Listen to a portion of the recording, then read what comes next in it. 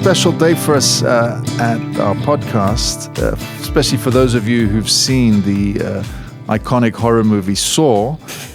We've got Leigh Whannell with us, who is a famous filmmaker and writer, a director. Thank you for coming, Leigh. Thanks for having me. This is fun. At least you know it'll be better than Ian Brennan's interview was. I don't know about that. I mean, look, Ian's great, but I think I can do a better podcast than he can. He'll appreciate me saying that. I think he loves that. Okay.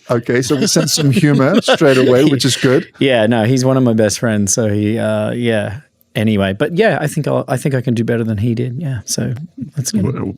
We're waiting. Yeah, exactly. You're like, go.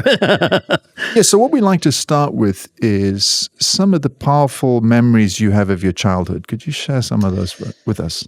Yeah, for sure. I mean, I grew up in Melbourne, Australia, so living sort of in the outer suburbs. My dad worked in television. He worked at an Australian TV station that was. So I was born in 1977. We had 5 TV stations in Australia, and one of them was the government-funded TV station, the ABC. I guess the American equivalent would be PBS or something. Mm-hmm.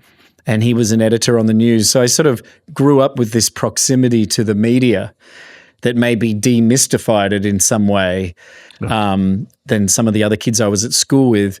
But very early on, I developed an obsession with movies. It's really been my life's obsession. I mean, as I look back now, at my age now, I can see that it's defined my life.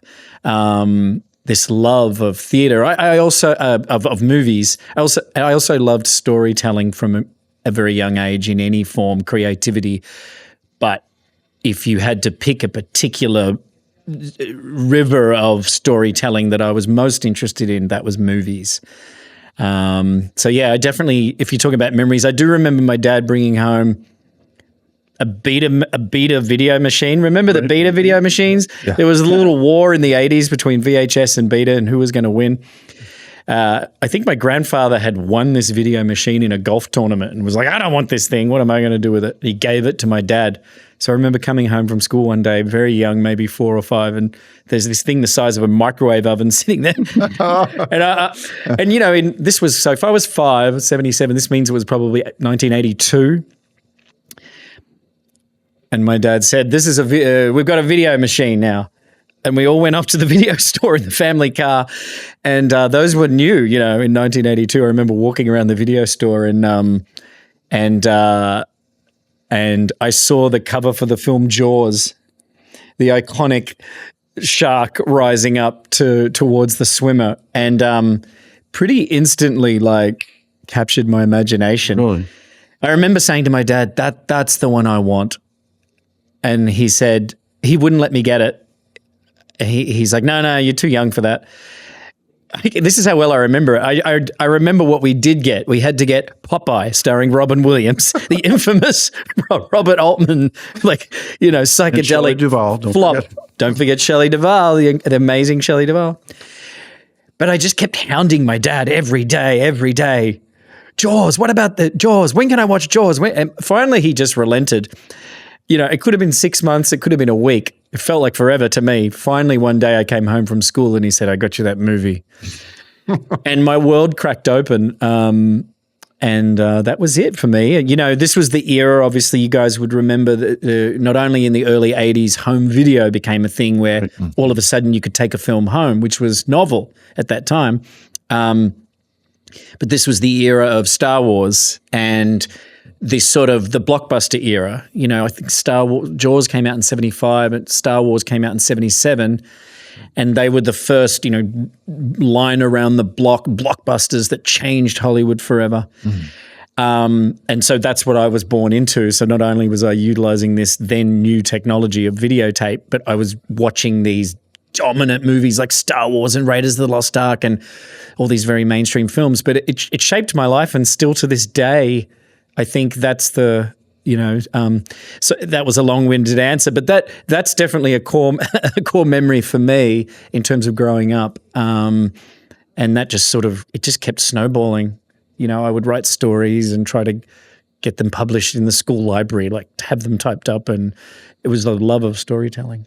what was it about Jaws itself, though? There's already the beginning of a horror theme I'm picking up. Right. That's a great question. It's interesting you say that because, funnily enough, I don't know why, on the way over here as I was driving to the school, I was listening to the Jaws soundtrack. I don't know why. There was, I think, the unknown of it. What I think was so genius about that movie was it's something we all have experience with, going to the beach and not really knowing what's under the water.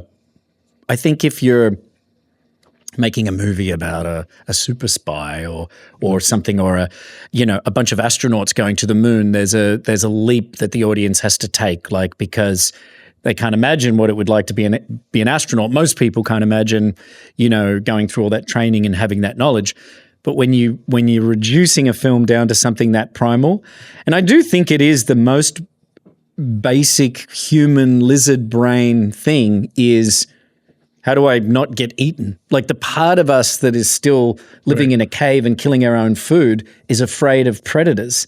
And that little alarm bell, the reptile within. Right, the reptile within, that alarm bell still exists today and will still go off if we're if we suddenly realize we're being followed down a dark street. That same alarm bell rings, and Jaws hit that. It's like a gong, and I think that's what drew me to that film. And it's also just a great movie. It wasn't a hit by accident. I've seen it so many times now. I've seen that film hundreds of times. Beautifully acted. Now that from making movies myself and directing them, I know that good movies are accidents. A movie is a living organism that exists outside of you. This is why I hate auteur theory, this idea that one person is in charge and shaping it all. The truth is, anyone who's made a film knows you have no control. You have more control over, you have as much control over a movie as we do over a hurricane. Like, you are a lion tamer for this thing. And you're corralling different elements. You can hold up the chair and keep the lion back, and you can crack the whip, but the lion is and you can shape it, and then at the end you have this thing. And a lot of things have to go right for a good movie to happen. You need to cast it correctly. You can start with a great script, then you got to cast it correctly, and that's osmosis. Think about it, Robert Shaw plays one of the lead roles in Jaws. What if he wasn't available to do Jaws? We wouldn't know what we wouldn't miss him in that role because we didn't know that was ever going to happen. So I think that Jaws just has great dialogue, great cast. It's really thrilling and relatable and dramatic. It's emotional. The music is fantastic. I think that was one of the first movie scores that really shook people.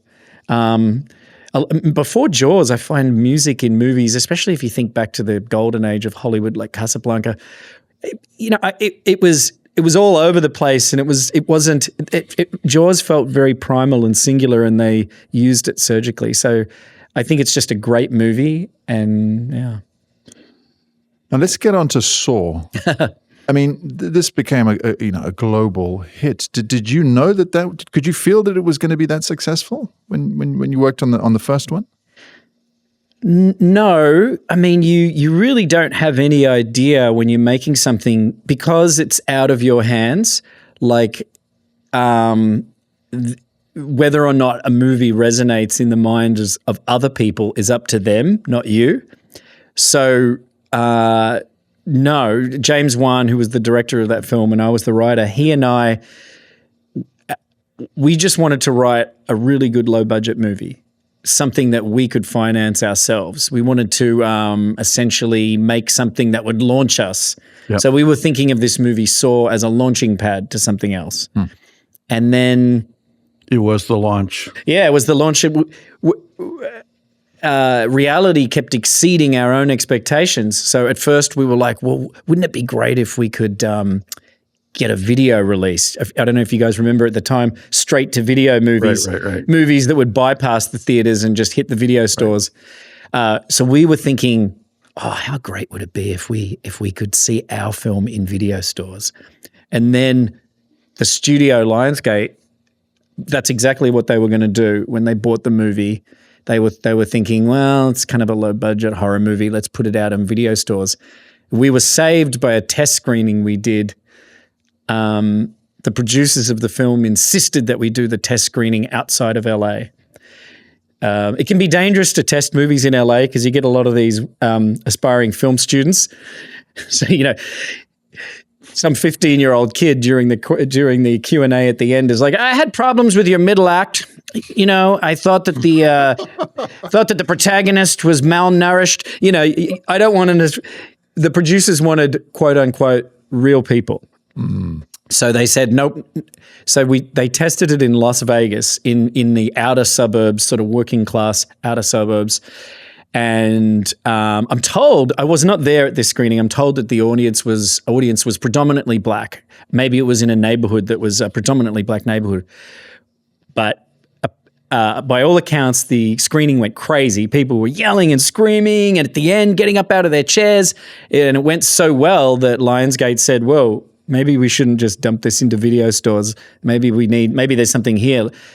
So reality kept exceeding our own expectations, and the next thing it was out in theaters. So short answer is no. Not only did we not have a suspicion that this was going to be successful, we were almost betting against it. Like, this will probably really. I mean, come on. There must have been a moment when you're writing it or viewing it early on where you thought, no, hold on, this is incredible. There was a confidence that it was good, but that's different than a confidence that it will be successful. But was there a moment then beyond that confidence in all the decisions they were making when it hit you?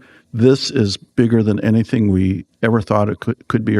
Yes. Yeah. Well, there's one singular moment I remember. It all went in stages because we shot the movie in late 2003, and then we screened at Sundance in the Sundance Film Festival in January of 2004.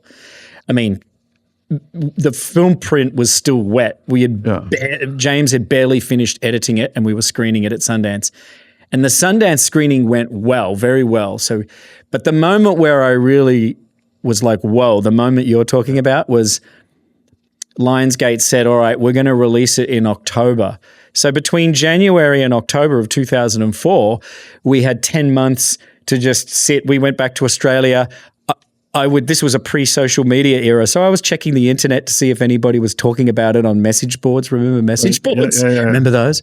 And then finally we went to the Toronto Film Festival, and that was the moment you were talking about because we were doing a midnight screening of the movie. With a lot of the genre movies and horror movies, they do it at midnight.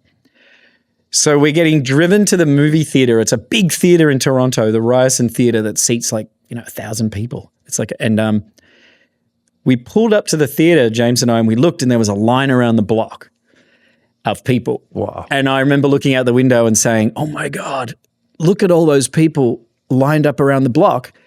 And the publicist from Lionsgate said, those aren't the people waiting to get in. Those are the people waiting for standby tickets. Wow. That must have been a good feeling. Yeah, that was like the chills. She was like, everybody's already seated. Those are just that line around the block is just people waiting to see if there's any spare tickets. And that was the moment. That was the moment where I was like, wow. But when I was writing it and no one in the world knew it was just James and I's little project, I did have confidence that it was good. I believed in it. I was like, this is really good. I hope someone sees this. And that's all you need to write a screenplay or do anything creative is you have to believe in it. Yeah. We're getting some of the ingredients of what leads to something brilliant, something incredible, which is really, one of the forces driving us in education. We want human flourishing. And you've talked about serendipity, you've talked about collaboration, you've talked about the creative process, but in a quite a sort of roundabout way. Can you put this into, what you think we should be developing in young people in schools to to get them to produce something exceptional with their lives, no matter what it is?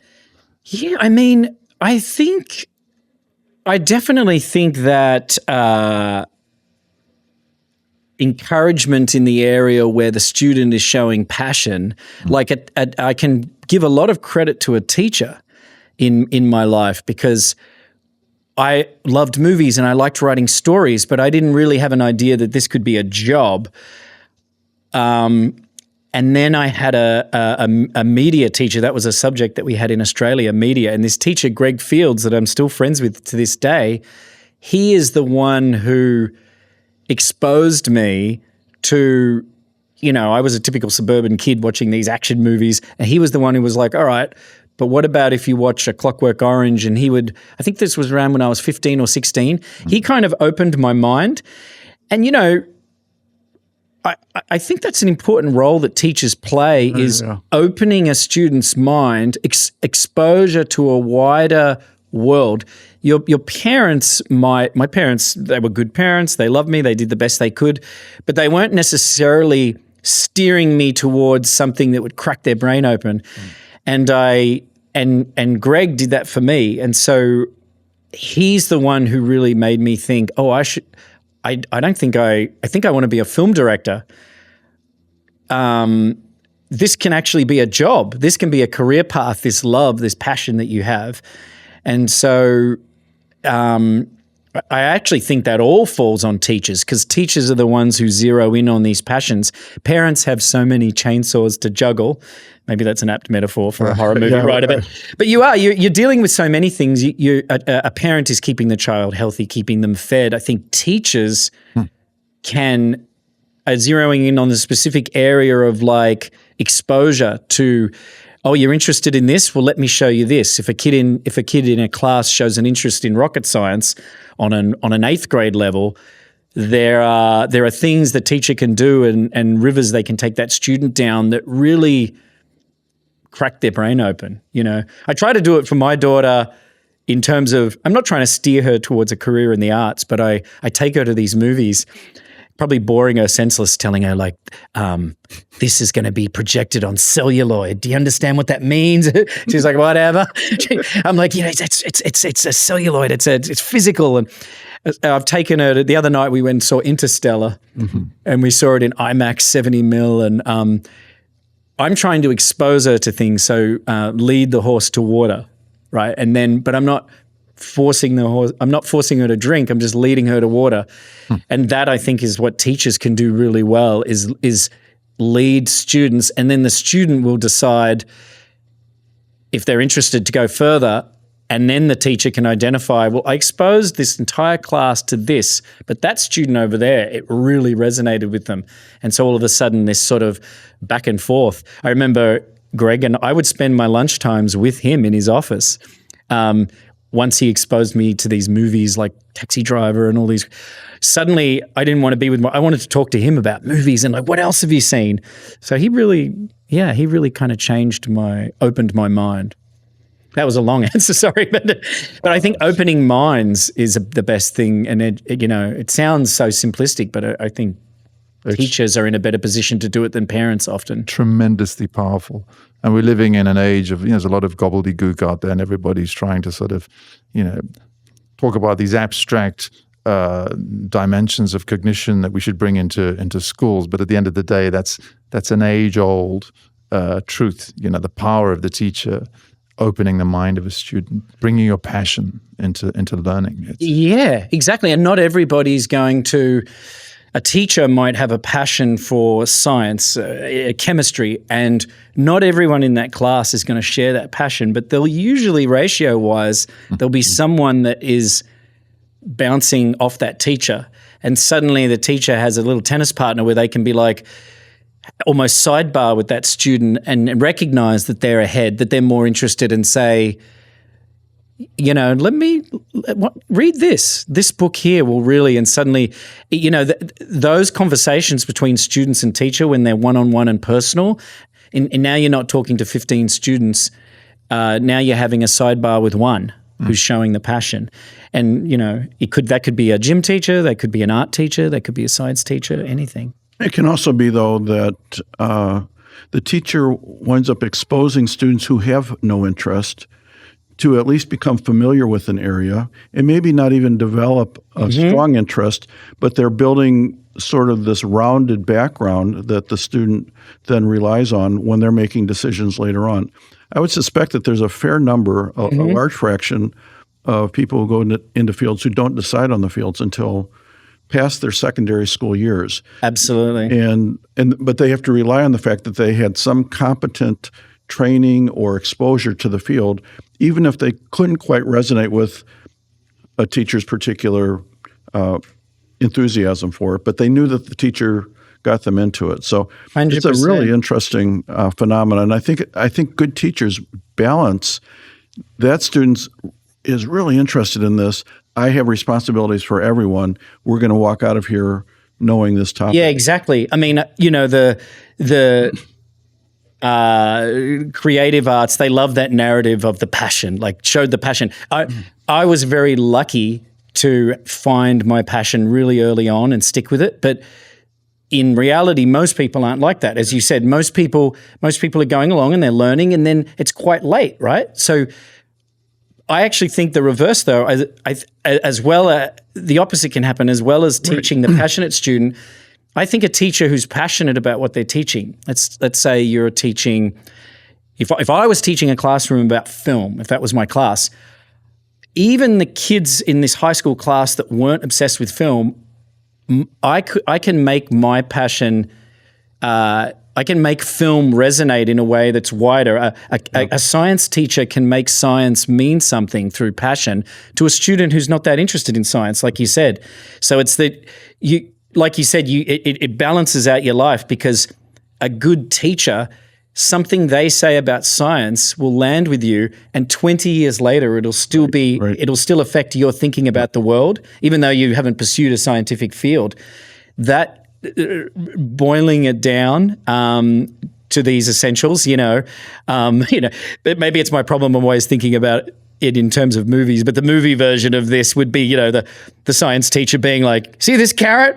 Pretty boring, huh? But what if I snap it? And then, using tactile things to make a room full of bored kids suddenly sit up and go, wait a minute. Like, these are the magic tricks that, if you're not doing it by rote and you're coming from a place of passion.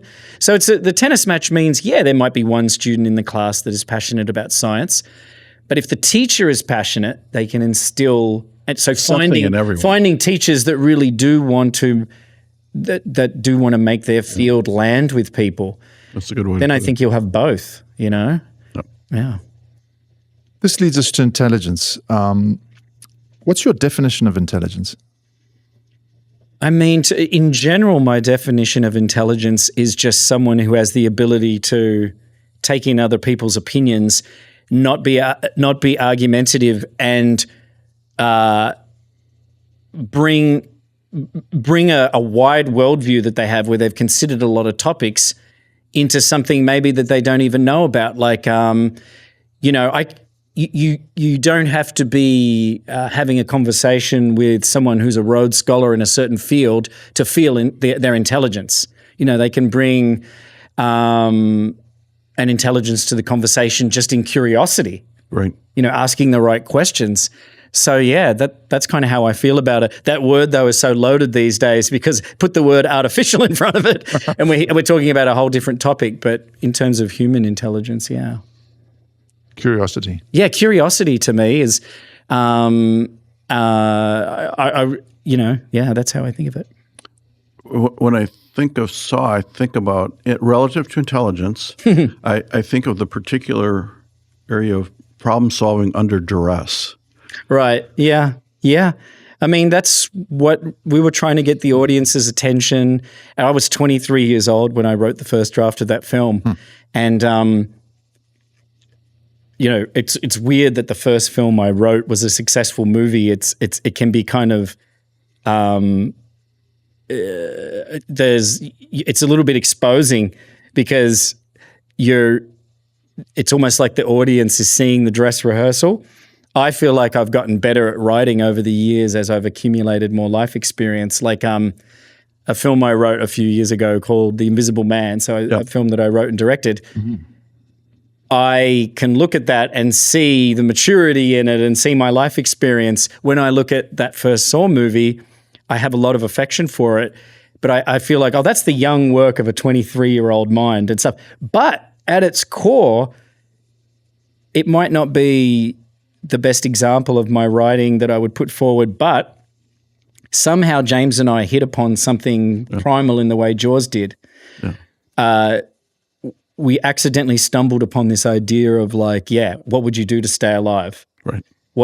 And like that idea resonated. So I'm thankful to that 23-year-old for writing that movie, because now I get to be sitting here and still doing this job, you know.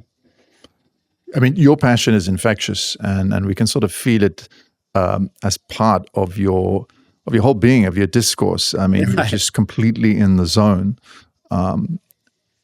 And this idea of passion has been, you know, pretty central to the discussion, not only, but I've also heard you talk about the collaboration with James. Yeah. So, I mean, how can we nurture productive collaboration, do you think, in schools?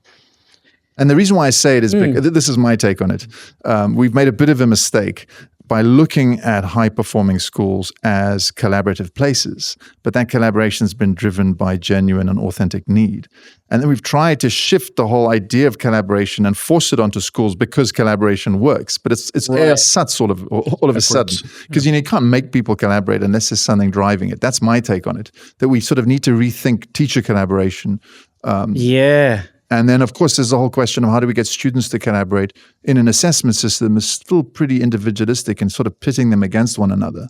Yeah. I mean, I think obviously culturally the US has a kind of strong individualistic culture based on individual achievement and competition. And so that has its good and bad sides. I think with movie, like making a film is the ultimate example of collaboration, because you've got hundreds of people's fingerprints on it. Right. And I can't run the camera. We are truly collaborating. I don't know how to do the cinematographer's job. I can describe to the cinematographer what I want the film to look like, but he's executing it. And then the editor everybody's bringing this equal contribution. I never take a credit. A film buy is a credit that some people will take as if one person made the film. And I don't believe in that credit, because I'm like, no, hundreds of people made this film. So what I think of directing and leadership in general as being harnessing people, making them believe in a goal and getting the best out of them. If you can get the best out of 100 people, you're a leader. And like, so in schools, as far as students, it's making them see that when you pyramid something, when 4 people get together on a project, it can be 4 times as better, because each person has strengths. Your strength is this, your strength is this. So if people share the things that they're strongest at and put that into one project, now you're dealing with like this, you know, let's say it's 3 people collaborating on a project. Now you have these three points of a triangle that are the strongest elements. If you put the best cinematographer and the best editor with a great director, now the film is now 3 times as good. That makes sense, because you're getting 3. And I think if we could get students to think that way, like, what are you good at? What am I good at? Well, I wonder. This is a question you've been posing, and I wonder if it's useful to have a related question. How do you define collective intelligence? Because the question, as you said, we have such an individualistic notion, and it's assessed in so many ways individually. You're talking about something that is not within the agency only of one person. You're talking about hundreds or 3 or 4, but in some fashion, getting kids to think about something that's very difficult to imagine, what I'm now coining as collective intelligence. It's not a new term, but I think you're talking about defining collective intelligence. And the collective, or it's defining like, what is each person's role in this? Yeah. What are you best at? Like, even my daughter was talking the other day. She was doing a science project, my 12-year-old here at Burbank. She was doing a science project with 3 other students, and they said, they want me to write it because they said I'm the best writer. And I was like, but I was thinking, the best collaboration is like, okay, I mean, sport is a good example of this. They organize it like, you're the best shooter, so you're the point guard. You're best at this, so that's what you're going to do. Assigning roles on strengths, that's how you make an amazing team, right? I'm sure that's how you organize the staffing structure of a school. Like, this person's great at this, great. You're trying to organize the best people for each position. Getting students to realize that on a project basis, that you don't have to be the star student. You could team up with 3 people and draw on each individual person's strength. I don't know. I think that's what I experience every day at work, really. What I'm getting from this is the necessity to explain the metacognitive benefits of teamwork to students. So, putting them in groups, because, a good teacher will create lots of different groups, fluid grouping, group activities, right. But actually running them through what that means. And some of the theory of that collective intelligence is something we need to do more because there's a lot of rich reflection that can happen there that's transferable. Yeah, I think that, it ultimately is, a movie is a great example, actually, of what you're talking about, collective intelligence, because I meant what I said before about it being an organism. There might be a mistake on behalf of the general movie-going public to, when they see that name on the credits, they assign the credit for every department to that name. Oh, Steven Spielberg directed this. That's why it looks so good and sounds good. The reality is that a movie is the ultimate example of different people slotting bricks into this wall. You get a great sound designer and they do their part. That's why the finished product, it's its own organism, is because it's made up of the DNA of all these different people.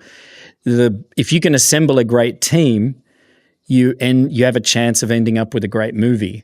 As we said with Jaws. Jaws isn't great because Steven Spielberg directed it. He's part of the reason. It's also great because John Williams was at the top of his game. He did an amazing score. The actors were incredible. Right. Verna Fields, the editor, was one of the best editors at that time. She was one of the best editors in the world. So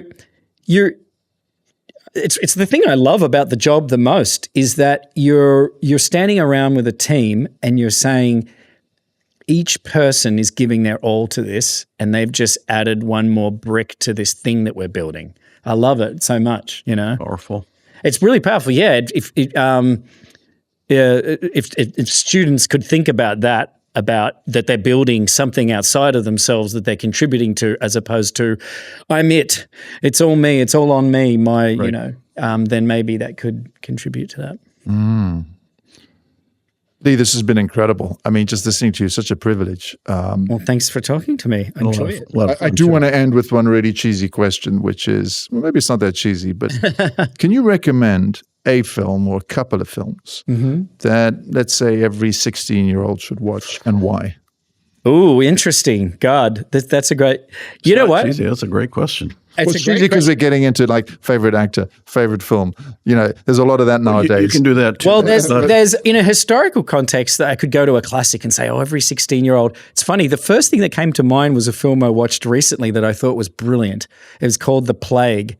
It's some of the best acting I've ever seen from teenagers ever. It was directed by a guy named Charlie Pollinger, and it's about adolescence and these a camp, and it's not a horror movie. It's a disturbing psychological drama about adolescent boys and the existential dread of bullying. And it's not a finger wagging film. It's not moralistic in terms of bullying is bad.